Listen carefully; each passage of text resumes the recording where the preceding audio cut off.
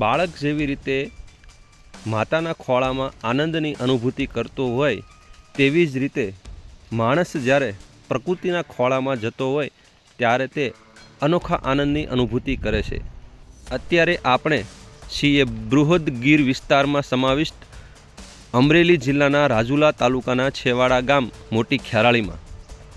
આ મોટી ખેરાળી ગામનો ડુંગર અને બાજુમાં જ આવેલું છાપરી એટલે કે બંને વચ્ચેની બોર્ડર જેને ગાળા તરીકે ઓળખવામાં આવે છે। આ ગાળાની અંદર સિંહોનું રહેઠાણ છે। આ એ જ ડુંગરો છે કે જ્યાં જોગીદાસ ખુમાણ જેવા શૂરવીરોએ તે આ ડુંગરોને ખૂંદ્યા હતા।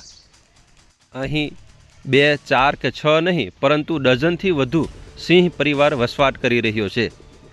ખૂબ જ ઊંચા પહાડી ધરાવતા આ ડુંગરોની વચ્ચે સરસ મજાના વોંકળા પસાર થઈ રહ્યા છે।